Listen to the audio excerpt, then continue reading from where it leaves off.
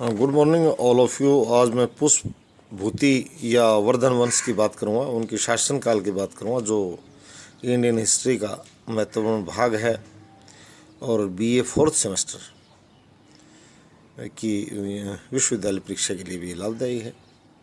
पुष्प भूति गुप्त साम्राज्य के पतन के बाद उत्तरी भारत में एक बार फिर से अराजकता की स्थिति उत्पन्न हो गई थी। संपूर्ण उत्तर भारत छोटे छोटे राज्यों में विभाजित हो गया था।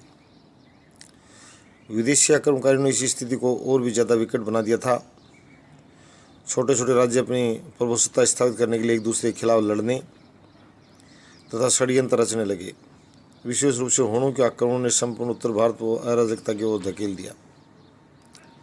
भारतीय राजनीति तथा समाज पर एक साथ चारों तरफ से संकट के घनघोर बादल मंडराने लगे।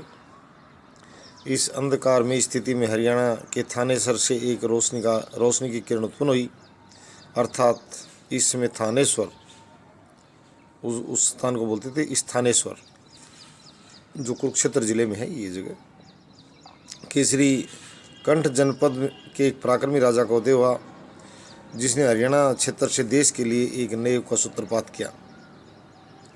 उसने अपने कुल के गौरव मर्यादा का मान रखते हुए बर्बर हुणों को इस भूमि से दूर रखा। बहुत बड़ी बात है, उस समय हुण बहुत बड़े आक्रांता थे। वह व्यक्ति था पुष्प भूति, जिसने हरियाणा के स्थानेश्वर में पुष्प भूति वंश की स्थापना की। इस वंश के राज्य को वर्धन वंश के नाम से जाना गया। पुष्प भूति ने जो स्थापना जिस राजवंश की उसे वर्धन वंश के नाम से भी जाना गया, क्योंकि इस वंश के शासक के साथ तंत्र वर्धन शब्द जुड़ा हुआ था। पुष्प भूति के बाद उसके वंश को नरवर्धन, आदित्यवर्धन तथा राज्यवर्धन जैसे शासकों ने आगे बढ़ाया। इस वंश की स्थापना ने भारतीय इतिहास के उस खाली स्थान को भर दिया जिसका शिकार तत्कालीन परिस्थितियों में पूरा उत्तर भारत हो रहा था। गुप्त शासकों के पतन के बाद उत्तर भारत में उभरने वाला यह सबसे बड़ा राज्य था। वर्धन या पुष्पभूति वंश का सबसे महान, अनोखा और चमत्कारी शासक हर्षवर्धन था। हाँ, वर्धन वंश में जो सबसे पराक्रमी के तौर पर जो जाने जाते हैं वो हर्षवर्धन जी जाने जाते हैं। उसने वर्धन राज्य का 606 ईस्वी से लेकर 647 ईस्वी तक शासन किया, करीब 41 वर्ष। उसने अपनी निरंतर विजयों से अपने वंश तथा इस क्षेत्र की ओर को आसमान तक पहुंचा दिया। उसके विजयश्री अभियानों ने हरियाणा क्षेत्र को उस समय की राजनीति का केंद्र बिंदु बना दिया। उसने अपनी राजधानी स्थानेश्वर यानी थानेश्वर जो मैं कर वर्तमान वो पाटलिपुत्र जैसा गौरव प्रदान किया। वह एक महान शासक, महान सेना नायक, महान विद्वान तथा कुशल प्रशासक था। और आज चैनल का लक्ष्य भी हर्षवर्धन जैसे शासक और प्रशासक तैयार करना है। उस जैसी चारित्रिक विशेषताएं समकालीन किसी अन्य शासक में नहीं थी। वह स्वयं विद्वान था, इसलिए विद्वानों का जोरदार स्वागत और सम्मान करता था। उसके शासन चलाने का एकमात्र उद्देश्य जन भलाई था।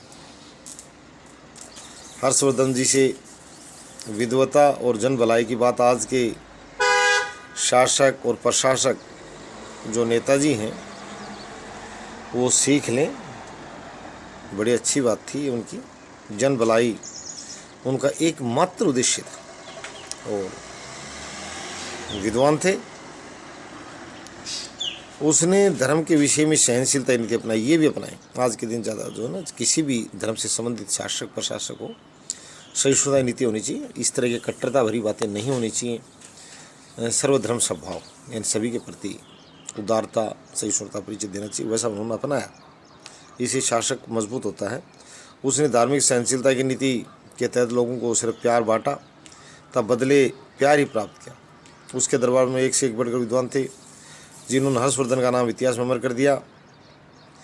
उसने स्वयं 3 ग्रंथों रत्नावली, प्रियदर्शिका और नागानंद की रचना की थी। उसने अपनी रचनाओं से भारतीय साहित्य को नई ऊंचाइयां प्रदान की। उसके साम्राज्य में अंतर्राष्ट्रीय ख्याति प्राप्त विश्वविद्यालय तक्षशिला भी था, जिसको सहयोग करके उसने नई ऊंचाइयां प्रदान की। हर्षवर्धन के शासनकाल में सभी क्षेत्रों में बहुमुखी प्रगति हुई, इसलिए विद्वानों तथा इतिहासकारों से अद्वितीय सम्राट की संज्ञा भी दी है। इतिहास में उत्तर भारत के अंतिम महान हिंदू सम्राट के रूप में याद किया जाएगा। हर्षवर्धन के शासनकाल को जानने के लिए हमारे पास अपार स्रोत उपलब्ध हैं, जिसमें हुनसांग का विवरण, हाँ ये जो चीनी यात्री जो ह्वेनसांग या ह्यूनसांग जो बता रहे हैं, ये जो भी है ये उस समय यहाँ आया था हर्षवर्धन के समय। बाणभट्ट का हर्षचरित का कादम्बरी, बांसखेड़ा व मधुबन का ताम्रपत्र अभिलेख तथा उनकी स्वयं की रचनाएं प्रसिद्ध हैं। पुष्पभूति वंश का आरंभिक इतिहास, बाणभट्ट ने अपनी रचना हर्षचरित में पुष्पभूति वंश के संस्थापक पुष्पभूति पर उल्लेखनीय प्रकाश डाला है। उसने हरियाणा देश का शासक बताया गया है तथा थानेश्वर को उसकी राजधानी। विद्वानों का मानना है कि पुष्पभूति क्षत्रिय वंश से संबंध रखता था, परंतु इसके विपरीत कुछ इतिहासकारों का मानना है कि वह वैश्य जाति से संबंधित था। वैसे जाति यही होती है, अगर कोई लड़ाका है तो वो क्षत्रिय है। ये कोई इतिहासकार और अनावश्यक रूप से खच्चर पार्टी का विवाद करने की जरूरत नहीं है। क्षत्रियता का मतलब एक है, वीरता। बेकार में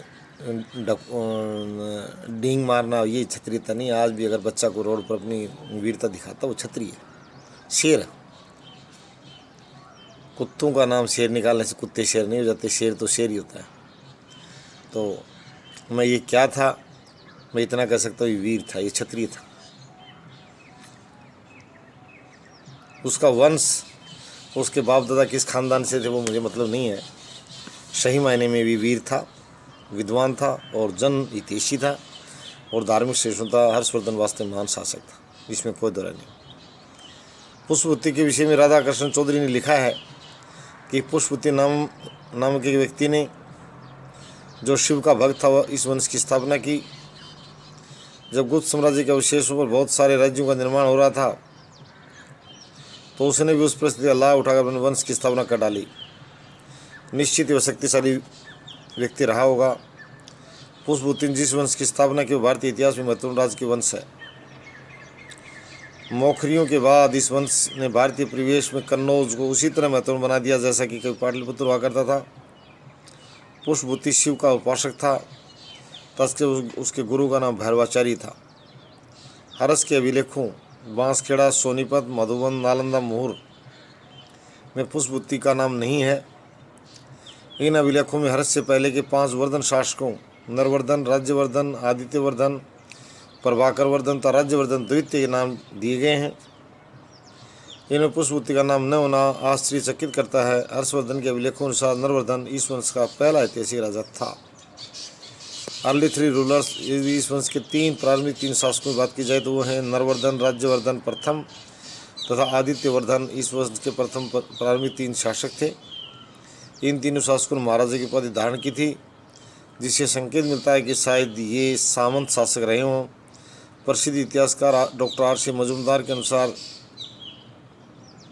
इन 3 प्रारंभिक वर्धन शासकों में या नरवर्धन, राज्यवर्धन प्रथम और आदित्यवर्धन 500 ईस्वी से 580 ईस्वी तक सामंती शासन के, सामंती मतलब जैसे कुछ गांवों का एक समूह, कबीला तक सीमित उसको। प्रभाकरवर्धन, विद्वानों इतिहासकारों अनुसार प्रभाकरवर्धन इस वंश का पहला स्वतंत्र शासक था। वह वास्तव में स्थानेश्वर का पहला शक्ति शासक था, जिसने महाराजाधिराज तथा परम भट्टारक की उपाधियां धारण की। ये बड़ी उपाधियां थी उस समय की। उसके शासनकाल में चारों ओर उसकी पताका लहरा रही थी। प्रभाकरवर्धन 580 ईस्वी में गद्दी पर बैठा। बाणभट्ट ने अपनी रचना हर्षचरित में प्रभाकरवर्धन के विषय में लिखा है, वह हूण रूप हिरण के लिए सिंह, सिंधुराज के लिए जवर, गांधार राज रूपी सुंगद, हाथी के लिए महामारी, गुर्जर देश की निद्रा को भंग करने वाला, लाटों की पटुता का अपहरण करने वाला तथा मालवा देश की लता रूपी लक्ष्मी की शोभा को नष्ट करने वाला पशु था। हर्षचरित में बाणभट्ट ने प्रभाकरवर्धन के विषय में लिखा है। इतिहासकार बाण के इस कथन पर ज़्यादा विश्वास नहीं करते, परंतु हो सकता है कि उसने इस कथन में वर्णित शासकों या राज्यों से कोई युद्ध लड़ना पड़ा हो, परंतु वास्तविक उसके पास उसका राज्य थानेश्वर तक सीमित रहा। वह सूर्य का उपासक था। हर्षचरित विवरण के अनुसार उसे सूर्य की कृपा से तीनों संतानें राज्यवर्धन, हर्षवर्धन और राजश्री प्राप्त हुई। यानी प्रभाकर वर्धन जिनकी बात कर रहा हूँ वो हर्ष के पिताजी हैं। राज्यवर्धन 3 संतान थी, हर्षवर्धन और राजश्री। उसने अपनी पुत्री राजश्री का विवाह मौखरी राजा ग्रह वर्मन के साथ किया था। 605 ईस्वी में प्रभाकर वर्धन की मृत्यु हो गई, उनके पिताजी की मृत्यु हो गई। राज्यवर्धन द्वितीय। राज्यवर्धन प्रभाकर वर्धन का बड़ा पुत्र था, यानी हर्ष का जो बड़ा भाई राज्यवर्धन द्वितीय। जब उनके पिता की मृत्यु 605 ईस्वी में थानेश्वर की राजगद्दी पर बैठा। अपने पिता की मृत्यु से इतना विचलित होगा तो उसने संन्यास लेने की घोषणा तक कर दी थी, परंतु हर्ष की जिद किया कि उसे झुकना पड़ा। उसने सिंहासन बैठने के बाद अपने पिता की तरह महाराजा धीराज व परम भट्टारक की उपाधियाँ प्राप्त की। अभी राज्यवर्धन के राज्याभिषेक की मेहंदी सूखी हुई थी। उस समाचार मिला कि मालवा के राजा देवगुदा गौड़ के शासक शशांक ने मिलकर उसके बहनोई ग्रह वर्मन की हत्या कर दी है। इससे भी ज़्यादा दुख समाचार ये था कि उसकी बहन राजश्री को पकड़ कारागार में डाल दिया गया था। इस समाचार ने राज्यवर्धन को गर्म लोहा बना दिया। उसने थानेश्वर हर्ष को सौंप दिया था। स्वयं अपनी बहनों की हत्या बदला लेने के लिए वह बहन राजश्री को रिहा करवाने के लिए विशाल सेना के साथ मालवा पर आक्रमण कर दिया तथा संभवतः देवगुप्त को मार डाला, परंतु शशांक ने धोखे से राज्यवर्धन की हत्या कर दी। इस प्रकार वर्धन वंश पर चारों ओर संकट के बादल मंडराने लगे, परंतु कहावत है कि सोना तप कर ही कुंदन बनता है। इस संकट का समाधान तब पूरे वंश का भविष्य अभी तक उनके बीच में ही था और वह था हर्षवर्धन, यानी राज्यवर्धन द्वितीय बहनों की हत्या का बदला लेने, बहन को कारागार से छुटवाने के लिए गया। धोखे से हत्या कर दी गई और सारा राजवंश को बचाने का भार हर्षवर्धन पर आ गया। हर्षवर्धन प्रभाकर वर्धन का छोटा बेटा था, राज्यवर्धन का छोटा भाई था। हर्षवर्धन का जन्म लगभग 590 ईस्वी में हुआ था। उनकी माता, ये लगभग इसलिए जोड़ देते हैं, उसमें यथार्थ आंकड़े मिल नहीं रहे, उसी के आसपास विश्वस्त तिथि वही मानी जा रही है। उसकी माता का नाम यशोमती था। उसमें बाल्यकाल से विलक्षण प्रतिभा थी और लोग उसे सूर्य का प्रताप देखते थे। उसका बाल्यकाल भांडी, कुमारगुप्त व माधवगुप्त के साथ व्यतीत हुआ था। भांडी मामा का लड़का था और कुमारगुप्त माधवगुप्त मालव राज महासेन के पुत्र थे। हर्ष को बचपन से अस्त्र शस्त्र की शिक्षा दी गई थी।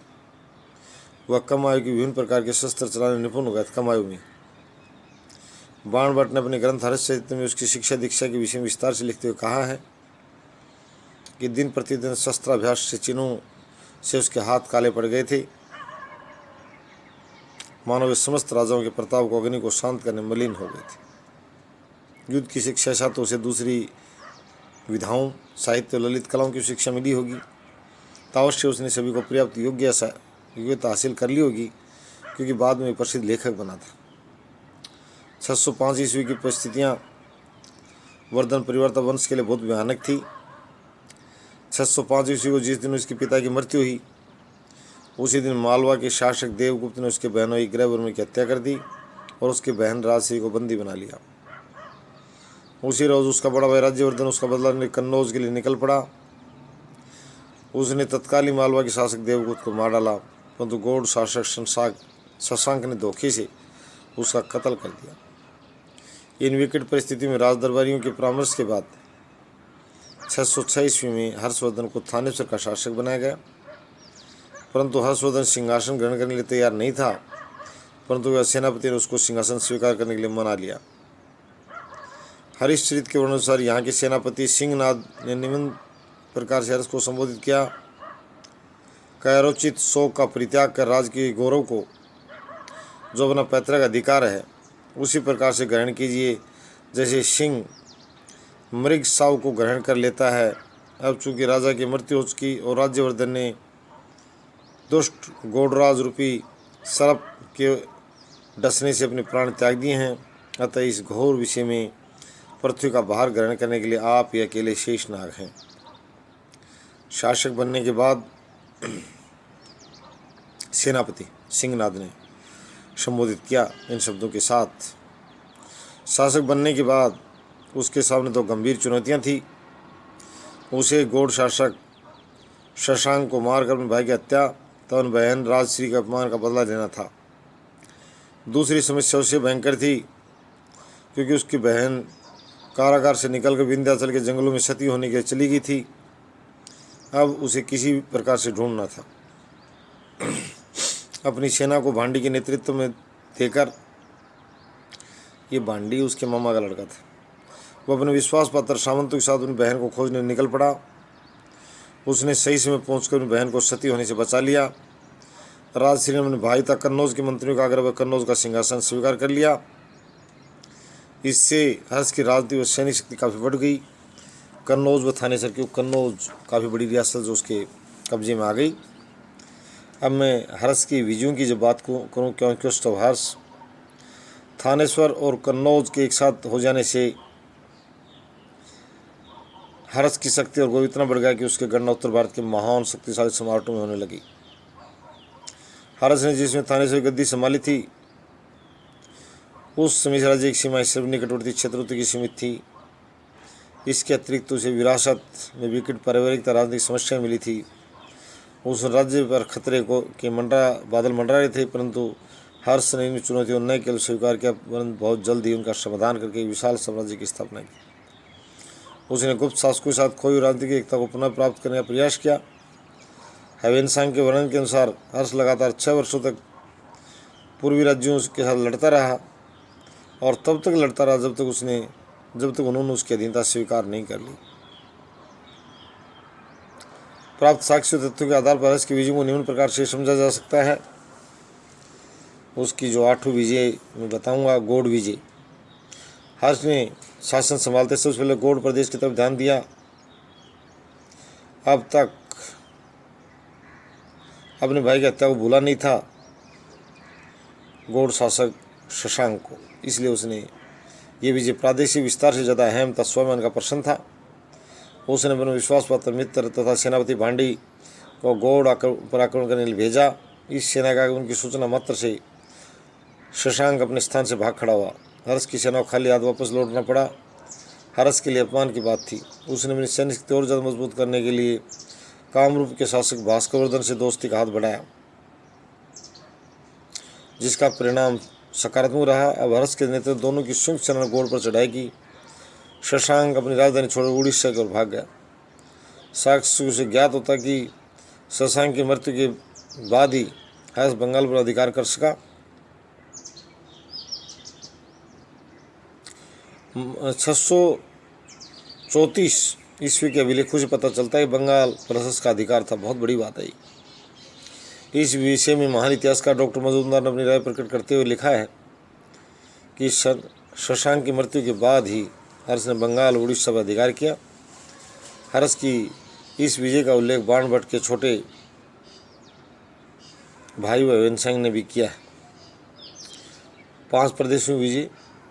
हर्ष लगातार 6 वर्षों तक 5 प्रदेशों के साथ युद्ध करता रहा तथा अंततः वह पंच भारत का स्वामी बन गया। इसका वर्णन ह्वेनसांग ने अपने वृत्तांत में किया। हर्ष ने 5 प्रदेशों को अपने साम्राज्य मिलाकर अपनी शक्ति को पहले से कई गुना बढ़ा दिया और ये 5 प्रदेश है पंजाब, कन्नौज, बंगाल, बिहार और उड़ीसा। इन विजयों से हर्ष की प्रसिद्धि चारों ओर फैल गई। वल्लभी की विजय। भौगोलिक दृष्टि से काफ़ी महत्वपूर्ण राज्य वल्लभी आधुनिक गुजरात प्रांत में स्थित था। सामरिक दृष्टि से राज्य हर्ष के लिए बहुत महत्वपूर्ण था क्योंकि ये दक्षिण चालुक्य नरेश के साम्राज्य तथा हर्ष के साम्राज्य के बीच स्थित था। वल्लभी ये दोनों साम्राज्यों के मध्य बफर प्रदेश की भूमिका में था, इसलिए हर्ष इस राज्य को जीत कर अपने साम्राज्य का विस्तार दक्षिण की ओर करना चाहता था। एक अनुमान के अनुसार हर्ष ने 630 ईस्वी 640 ईस्वी के बीच वल्लभी पर आक्रमण किए। इस समय इस प्रदेश पर ध्रुवसेन द्वितीय शासन कर रहा था। इस युद्ध में पराजित हुआ था। भड़ौच के शासक दद्दा के पास शरण लेकर अपनी जान बचाई, परंतु हर्ष उसकी वीरता से बहुत खुश हुआ। ध्रुवसेन ने उसकी अधीनता स्वीकार कर ली। हर्ष ने अपनी पुत्री का विवाह उसके साथ करके उसे अपना प्रायोगिक मित्र बना लिया। हर्ष की विजय अपनी महान कूटनीतिक सफलता थी क्योंकि उसे दक्षिण के प्रसार के लिए वफादार मित्र की आवश्यकता थी। इसके अतिरिक्त उसे पता था चालुक्य नरेश पुलकेशिन द्वितीय से जल्द ही उसकी मुठभेड़ होगी। उस समय ये प्रदेश उसके लिए सकारात्मक परिणाम ला सकता है। उसका ये भी कारण था कि हमें जो है ध्रुवसेन द्वितीय से इसीलिए दोस्ती बढ़ाई, अपनी पुत्री का विवाह किया। अब पुलकेशिन द्वितीय से युद्ध। दक्षिण भारत में उससे पुलकेशिन द्वितीय चालुक्य वंश का शक्तिशाली शासक था। हर्षवर्धन की तरह वह भी एक महत्वाकांक्षी शासक था। ह्वेनसांग ने भी उसकी शक्ति का प्रशंसा की है। हर्ष जहाँ दक्षिण की ओर अपने साम्राज्य का विस्तार करना चाहता था, वहीं पुलकेशिन द्वितीय उत्तर की ओर अपने साम्राज्य को फैलाना चाहता था। दो महत्वाकांक्षी शासक भिड़ गए और युद्ध वहीं होता है। युद्ध का अंजाम भी होता है पुलकेशिन द्वितीय हर्ष चाहता दक्षिण में बढ़ो और पुलकेशिन चाहता था उत्तर में बढ़ो। अपने अपने क्षेत्रों से संतुष्ट नहीं थे और टकराव स्वाभाविक था। ऐसे में दोनों के मध्य टकराव होना स्वाभाविक था। इस टकराव का एकमात्र कारण था दोनों महान शासकों की अपनी अपनी महत्वाकांक्षाएं। हर्ष के साम्राज्य की सीमाएं नर्मदा नदी तक जा पहुंची थी।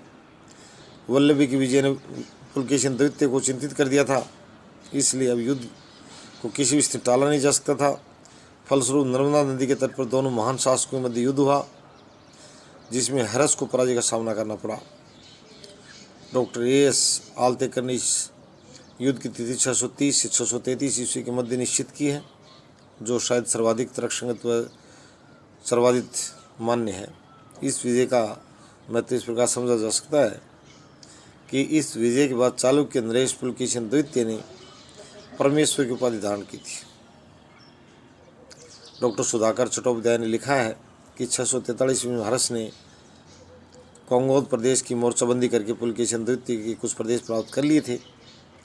इससे उसने अपनी पिछली हार का बदला ले लिया था, ऐसा कहा जाता है। बाकी पुलकेशिन द्वितीय ने हर्ष के घुटने टिका दिए थे, इसमें कोई दो राय नहीं है। कामरूप की विजय। Conquest of Kamrup. गौड़ पर आक्रमण के समय हर्ष तथा कामरूप के शासक भास्कर वर्धन के मध्य संधि हो चुकी थी। डॉक्टर मुखर्जी का मानना है कामरूप के शासक भास्कर वर्धन ने बिना संघर्ष के हर्ष की अधीनता स्वीकार कर ली थी। इससे हर्ष का प्रभाव ब्रह्मपुत्र घाटी तक फैल गया था, यानी आसाम साइड में, आधुनिक आसाम। कन्नौज की धार्मिक सभा में कामरूप का शासक भास्कर वर्धन हर्ष के लिए उपहार लेकर आया था। इससे अनुमान लगाया जाता है कि उसने हर्ष की अधीनता स्वीकार कर ली थी। सिंध की विजय, जो वर्तमान पाकिस्तान का हिस्सा है, गुजरात से लगता हुआ आगे। हर्ष चरित्र में लिखित है कि हर्ष ने सिंध के शासक पर आक्रमण करके उस पर अपना अधिकार कर लिया था, परंतु ह्वेनसांग ने इसके विरुद्ध सिंधु को स्वतंत्र राज्य बताया है। इसके साथ कुछ आधुनिक इतिहासकार इस बात से पूर्ण सहमत नहीं कि सिंध हर्ष के अधीन था। नेपाल तक कश्मीर की विजय, मतलब मैं आज के जो बच्चों से महत्वाकांक्षी होना और आगे बढ़ने की बात कर रहा हूँ। हरियाणा की छोटे स्थानेश्वर एक स्थान से चलकर वो व्यक्ति कहाँ से कहाँ तक क्या जीता, बहुत बड़ी बात है हर्ष की, इस महान सम्राट की। बहुत से विद्वानों माने कि हर्ष ने नेपाल तक कश्मीर के क्षेत्र को अपने अधीन कर लिया था। भगवान लाल इंद्रजी फलीट व स्मृति स्मृत के समर्थक हैं। उन्होंने तक दिया बाण ने अपनी रचना हर्ष से उल्लेखित किया है कि हर्ष ने एक दुर्गम पर्वतीय प्रदेश विजय प्राप्त की थी। इन विद्वानों ने दुर्गम क्षेत्र को नेपाल या कश्मीर माना है। कुछ विद्वानों का तर्क है कि नेपाल के शासक ने हर्ष संवत का प्रचलन अपने राज्य में किया था। ऐसा तभी हो सकता है जब वह प्रदेश हर्ष के अधीन हो। ह्वेनसांग के वर्णन को आधार बनाते हुए डॉक्टर मुखर्जी कहते हैं, कश्मीर के राजा के पास माता बुद्ध के अवशेष मिले थे, तो यहाँ के शासक ने डरकर बुद्ध के दांत हर्ष को उपहार स्वरूप दिए थे, पहुँचाए थे। परंतु डॉक्टर R.C. मजूमदार तथा त्रिपाठी महोदय ने इन बीजों को काल्पनिक माना है। उनका कहना है कि कश्मीर तथा नेपाल हर्ष के साम्राज्य भाग नहीं थे। गंजाम विजय, कॉन्क्वेस्ट ऑफ गंजम। उस समय गंजाम को कांगोद भी कहा जाता था, जो महानदी के दक्षिण में बंगाल की खाड़ी के तट पर स्थित था। महानदी आजकल उड़ीसा में बहती है। ह्वेनसांग में उल्लेखित किया गया 643 के पास हर्ष ने इस प्रदेश पर आक्रमण कर लिया और अपने साम्राज्य का अंग बना लिया। शायद गंजाम विजय हर्ष के जीवन की अंतिम विजय थी। मैं इस तरह की आज इतना बताऊंगा। हर्ष के प्रशासन और अन्य बातें आगे बताऊंगा। हर्ष परीक्षागत जो है महत्वपूर्ण एक पाठ है और इसका अध्ययन करें। धन्यवाद।